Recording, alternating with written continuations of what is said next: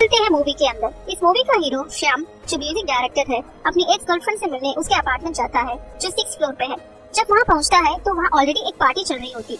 बिन बुलाए आने पर भी उसकी एक्स गर्लफ्रेंड उसको वार्म वेलकम करती है और अपने नए बॉयफ्रेंड से भी इंट्रोड्यूस करती है। ये देखकर वो बहुत अपसेट हो जाता है पर एक्सप्रेस नहीं करता, बस यही कहता है कि उसकी कैसेट उसकी एक्स गर्लफ्रेंड के पास थी और वो बस यही लेने आया है। उसकी एक्स गर्लफ्रेंड उसे इंतजार करने को कहकर सबसे मिलने में बिजी रहती है। वक्त ऐसे ही गुजरता चलता है। श्याम एक लोनली टाइप का आदमी है, इसलिए वो किसी से भी घुल मिल नहीं रहा है। बहुत देर हो जाती है और श्याम को बहुत गुस्सा आ जाता है। वो उठकर सीधा हॉल में जाकर उसकी एक्स गर्लफ्रेंड को खींच ले आता है। तब वो लड़की कहती है कि वो कैसेट उस हॉल के ऑफिस रूम में है और वो वहाँ इंतजार करे। ढेर सारे मेहमानों को पार करते हुए एक आदमी से टकराता है जिससे उसकी नाक पे मुक्का लग जाता है। वो सॉरी भी बोलता है जिससे हीरो इस ओके कह देता है। फाइनली वो ऑफिस रूम चले जाता है। बाहर लाउड म्यूजिक से निराश होकर रूम लॉक कर लेता है। वहाँ एक कॉटन बॉक्स में बहुत सारे कैसेट्स दिखाई देते हैं। उसमें वो अपनी कैसेट ढूंढने लगता है।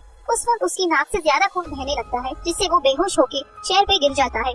उसकी आंख फिर अगले दिन ही खुलती है। वो पछताता है कि वो बहुत देर सो गया था। फिर कैसेट बॉक्स उठाकर बाहर चला जाता है। बाहर का मंजर देखकर वो दंग रह जाता है। सब चीजें इधर उधर, हर तरफ खून ही खून नजर आता है। हाथों में चाकू लिए वो धीरे धीरे आगे बढ़ता है। उसकी एक्स गर्लफ्रेंड वहाँ बैठी होती है। उसकी आवाज सुनकर वो जंगलों की तरह भाग कर आती है। हीरो तेजी से दरवाजा बंद कर देता है। उसे अच्छे से समझ आ जाता है कि वो एक ज़ॉम्बी की शिकार हो चुकी है। वो खिड़की से बाहर की हालत देखता है। उसे हर तरफ ज़ॉम्बीज नजर आते हैं। ज़ॉम्बीज और इंसानों के बीच जंग चल रही होती है। थोड़े लोग अपनी जान बचाने के लिए कार में बचने की कोशिश करते हैं पर ज़ॉम्बीज उन पे भी वार कर देते हैं। अब बाहर या नीचे जाना मुमकिन ही नहीं लगता। वो जिस कमरे में रहता है वहाँ से छत को जाने की सीढ़ियाँ मिलती है। ऊपर जाने पर मालूम होता है कि चारों तरफ ज़ॉम्बीज ने घेर लिया है और यहाँ पे बचने का कोई रास्ता ही नहीं है।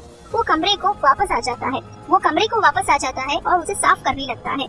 उस वक्त जमीन से गोली चलने की आवाज आती है जिससे फ्लोर पे छेद हो जाता है। उस छेद को थोड़ा बड़ा करके एक रस्सी से 5th फ्लोर के अपार्टमेंट में जाता है। वो देखता है कि एक बूढ़े बुजुर्ग ने उसकी ज़ॉम्बी वाइफ और खुद को गोली मार दी। वो वहाँ से बंदूक और जो खाने का सामान मिलता है ले लेता है और सीढ़ियों से धीरे धीरे नीचे आता है। ग्राउंड फ्लोर तक पहुँचने पर एहसास होता है कि अब कोई परेशानी की बात नहीं है। मेन डोर के बाहर एक ज़ॉम्बी नजर आता है जो पीछे की ओर मुड़ा होता है। हीरो धीरे धीरे मेन डोर का दरवाजा बंद कर देता है और बाजू वाले सिक्योरिटी रूम में चला जाता है। वहाँ पर उसे सभी घर की चाबियाँ मिलती है। वो सभी चाबियाँ उठा लेता है। तब एक ज़ॉम्बी एक खिड़की द्वारा उसे पकड़ने की कोशिश करता है पर श्याम उसपे थोड़े भी ध्यान दिए बिना सभी चीजें फ्रिज से उठा लेता है और ज्यादा भूख की वजह से वहीं पे थोड़ा खाने भी लगता है। हीरो एक लोनली टाइप का इंसान है, इसलिए अकेले ही सभी मुश्किलों का सामना करने में बिल्कुल ही उसे प्रॉब्लम नहीं होती और अब आगे गुजारा के लिए खाने की सामग्री का इंतजाम करने लगता है। फिर से 6th फ्लोर जाके अच्छा नहा धो के फ्रेश हो जाता है और एक घर जाके फूड आइटम्स की खोज करने लगता है। वो अब 1st फ्लोर के घर चल जाता है। धीरे धीरे दरवाजा खोलता है और अपनी गन लेकर अंदर अपने कदम बढ़ाता है। नीचे कोई चीज से ठोकर लगकर उसका ध्यान थोड़ा ही भटकता है कि एक ज़ॉम्बी उस पे वार करने लगता है। उसकी गन की पोजीशन हटने की वजह से वो शूट भी नहीं कर पाता और अपनी गन से बस धक्का ही दे पाता है। इतने में पीछे से दो ज़ॉम्बीज आने लगते हैं। ये देखकर वो जोर से ही भागने का सोचता है।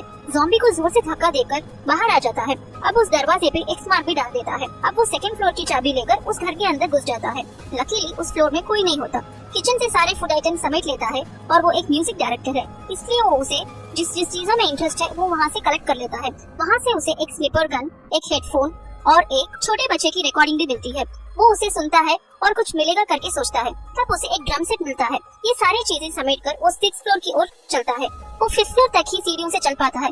आगे लिफ्ट की ओर चलता मुड़ता है। वहाँ उसने एक बूढ़े ज़ॉम्बी को देखा जो बहुत भूखा था। ज़ॉम्बी दादा बाहर न आने के लिए उसे लिफ्ट के दरवाजे को टाइट से एक बेल्ट से बांध देता है। फिर 6th फ्लोर चला जाता है। सारी रात उस छोटे बच्चे की रिकॉर्डिंग सुन लेकर सो जाता है। अगली सुबह अपनी खिड़की से बाहर की हालत देखता है बट कोई इम्प्रूवमेंट नजर नहीं आता। हर कोई इंसान की शिकार में भूखा इंतजार रहता है। यहाँ से बाहर जाना मुमकिन ही नहीं, नामुमकिन नजर आ रहा है। जो फूड आइटम्स उसने कलेक्ट किया था सारे एक महीने के लिए अलग अलग कवर्स में सेग्रीगेट कर लेता है। ऐसे ही दिन ढलते जाते हैं। तब उसे 2nd फ्लोर वाला ड्रम सेट याद आता है।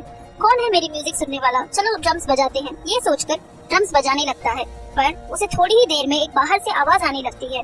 देखा तो सारे ज़ॉम्बीज उसके ड्रम्स की आवाज से उसके अपार्टमेंट्स की तरफ आने लगते हैं। ये देखकर हीरो बहुत अपसेट हो जाता है और अब सब म्यूजिक क्लोज कर देता है और फिर 6th फ्लोर वापस चले जाता है। अब ऐसे ही दिन गुजरते जाते हैं। अपने टाइम पास के लिए वो स्निपर गन से रोड पे चल रहे ज़ॉम्बीज पे निशाना लगाने लगता है और उस गन से कलर कोडर आता है जिससे वो एक्स मार्क लगा देता है।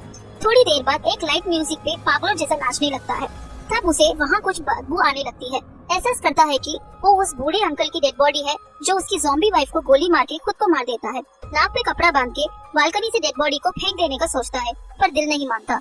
वो उस दोनों कपल्स को एक कवर बैग में बांध के एक बेड पे लिटा के उनकी फैमिली फोटो तक बीच में रखकर उसे जितना भी अंतिम क्रिया आता है करके रूम लॉक कर देता है। डोर गैप को एक सेलो टेप से भी बांध देता है। उसके बाद वो नहाने जाता है। नहाते वक्त वाटर सप्लाई रुक जाता है। उस रात सोते वक्त उसे अजीब सी आहट आती है। वो अलर्ट होके हाथ में गन भी रेडी रख लेता है। आवाज नजदीक होते ही गन शूट करने की कोशिश करता है। तभी उसे एहसास होता है कि गन में कोई बुलेट ही नहीं है। ज़ॉम्बी दरवाजा तोड़ के हीरो पे टूट पड़ते हैं। वो भी चिल्लाता है। तभी चिल्लाते चिल्लाते एहसास होता है कि ये तो सपना था। अगले दिन क्लीन शेव करके पूरे घर में जॉगिंग करने लगता है।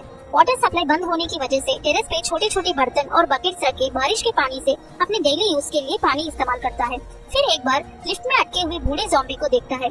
सिंस उसने सारे घर छप्पा छप्पा छान मारा है, उसे ये पता चलता है कि वो ज़ॉम्बी एक डॉक्टर है।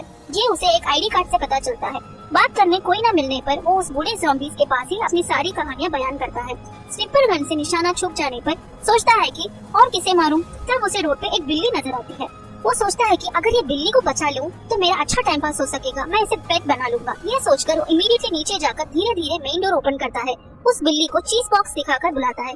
बिल्ली उसे भावे नहीं देती। बहुत नजदीक आके फिर उस दूसरी डायरेक्शन में चली जाती है। उसे किसी भी तरह बचाने का डिसाइड कर लेता है। डोर ना लॉक हो जाए इसलिए एक स्निपर गन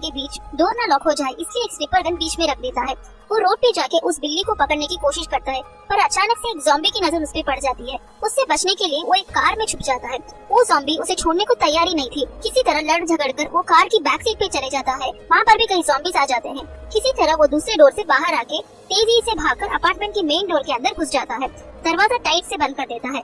वो भाग के सिक्योरिटी रूम में आ जाता है, जहाँ पे थोड़े ज़ॉम्बीज खिड़की से उस पे वार करने की कोशिश करते हैं। तभी वो रियलाइज करता है कि वो जहाँ से चल के आया वहाँ खून है। वो डर जाता है कहीं ज़ॉम्बीज ने उस पर आक्रमण तो नहीं कर दिया। ये चेक कर लेता है कि उसकी आंखें और स्किन में कोई बदलाव तो नहीं। ये सोच लेता है कि जब भी कोई चेंजेस नजर आए तो वो खुद को अपनी गन से शूट कर लेगा। थोड़ी ही देर में गहरी नींद लग जाती है। गन अपने गर्दन पे ही रख के सो जाता है। नींद में गलती से गोली चलती है जो छत पे लगती है। तब वो एहसास करता है कि वो ज़ॉम्बी नहीं बना और वो जिंदा है। ये सोचकर खुशी के मारे पागल हो जाता है। अगले दिन प्लांट्स को वाटर करते हुए ये सोचता है कि कहीं मेरी तरह थोड़े लोग जिंदा ना हो। बाइनोकुलर की मदद से सामने वाले अपार्टमेंट्स में चेक करता है। वहाँ उसे कोई भी नजर नहीं आता। इतने में ज्यादा ठंड के कारण बहुत कांपने लगता है। पानी गर्म करके बाथटब में फिल करके उसमें नहाने शुरू करता है। तब उसे एक आवाज आती है। शांति से नहा भी नहीं सकता करके बहुत अफसोस करता है। बचा कुचा जो भी खाना है खत्म होते आ रहा है। खाना भी खत्म हो रहा है, साथ में ज़ॉम्बी से भी बचा नहीं जा रहा है। क्या करूं, बस यही सोचता रहता है।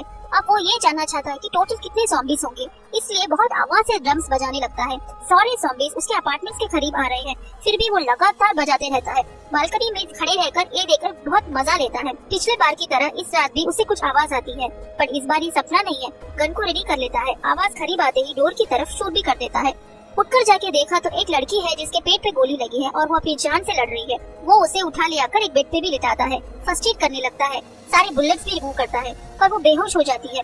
बाहर आकर बहुत रोता है। अगले दिन सुबह ही हीरो यही सोचता रहता है कि वो उस लड़की को अपनी ओर अगले दिन सुबह हीरो बहुत दुखी रहता है। तभी उस लड़की को अपनी ओर चलते आते देखता है। उसकी खुशी का कोई ठिकाना नहीं रहता। दोनों अपने आप को इंट्रोड्यूस करते हैं। उस लड़की का नाम सारा है। थोड़ी ही देर में वो अच्छी बातें भी करने लग जाते हैं। फिर वो सारे अपार्टमेंट्स को दिखाता है। लिफ्ट में अटके हुए ज़ॉम्बी देखकर वो डर जाती है। डरो मत, ये कुछ नहीं करेगा बोलकर इंट्रोड्यूस भी करवाता है। सारा को म्यूजिक बजाकर सुनाता है जिससे वो एंजॉय भी करती है। अब घर के फूड आइटम्स धीरे धीरे खत्म होते जा रहे हैं, जिसे सारा भी नोटिस करती है। ऐसे लास्ट ऑप्शन वो फर्स्ट फ्लोर वाले घर में जाने का सोचता है। घर के दरवाजे में होल्ड कर देता है और अपनी गन से तीनों ज़ॉम्बीज को मार देता है। फूड आइटम्स की खोज में लग जाता है। फिर उसे जितना फूड चाहिए होता है वो सारा मिल जाता है। वो लेकर वो फ्लैट वापस आ जाता है और सारा को ढूंढने लगता है। सारा टेरेस पे होती है। वो कहती है जो फूड आइटम्स मिले हैं और कितने दिन गुजारा हो सकता है, आगे का क्या करेगी इस बारे में सोचा है? यहाँ से क्यों बचने का कोशिश नहीं करती? मेरी तरह थोड़े लोग और जिंदा है, उनके साथ रहने पर ही तुम जी पाओगे। यही रहकर मरना है या बचने का भी सोचोगे? कहते हुए वो नीचे चले जाती है। हीरो उसको समझाने नीचे जाता है। रूम बंद होती है। रूम के बाहर से ही सारा को माफी मांगने लगता है। कोई जवाब न आने पर दरवाजा खोलता है। शॉकिंग से रियलाइज करता है कि सारा तो उसी दिन मर गई थी जब उसे गोली लगी थी। सारा के साथ बिताए हुए सारे लम्हे सब उसके इमेजिनेशन या वहम था। अब वो बहुत दुखी हो जाता है कि उसने सारा को मार दिया। वो उसकी डेड बॉडी पे व्हाइट बेडशीट डाल के कैंडल्स जला के उसकी आत्मा शांति की भी प्रार्थना करता है। अगले दिन वो उसकी बैग चेक करता है जिसमें एक बिल्डिंग से दूसरी बिल्डिंग जंप करने की इक्विपमेंट मिलती है। फिर एक कैमरा मिलता है जिसमें उसके फैमिली फोटोज भी होते हैं। उस कैमरा में एक लास्ट फोटो देखकर हीरो बहुत शॉक हो जाता है। वो उसकी खुद की फोटो थी। सारा इसे ढूंढते हुए यहाँ आई थी, पर समझे बिना उसने सारा को मार दिया। ये सोचकर वो बहुत फील करता है। इस अपार्टमेंट आने की वजह वो कैसेटी है। गुस्से में आकर सारी कैक्टस जला देता है और टेरेस पे चला जाता है बचने के लिए। तभी उसने लिफ्ट में अटके हुए ज़ॉम्बी की याद आती है। वो उसे छुड़ाकर एक अपार्टमेंट में भेजकर डोर बंद कर लेता है। तभी एक ऐसी घटना घटती है जिसका उसे अंदाजा भी नहीं होता। कैसेट जलने के धुआं से फायर अलार्म बजने लगते हैं। श्याम सीढ़ियों से नीचे की तरफ देखता है। मेन डोर्स, खिड़की सब तोड़ फाड़ के सारे ज़ॉम्बीज अपार्टमेंट में घुस आते हैं। अब तो बचने का कोई जरिया ही नहीं है। सबसे बचने के लिए वो लिफ्ट में आ जाता है। फिर भी ज़ॉम्बीज का अटैक कम नहीं होता। लिफ्ट के ऊपर की तरफ एक छेद होता है जिसे बचने का रास्ता सोचता है। एक एक फ्लोर करके चढ़कर आ जाता है। 5th फ्लोर पहुंचने पर एक ज़ॉम्बी उसका पीछा करने लगता है। वो अपार्टमेंट में घुस जाता है, फिर भी ज़ॉम्बी उसका पीछा नहीं छोड़ता। ज़ॉम्बी से बचने के लिए वो उसके मुंह पर एक सफेद कपड़ा डाल देता है। मुंह पे कपड़ा डालने की वजह से ज़ॉम्बी को कुछ नजर नहीं आता।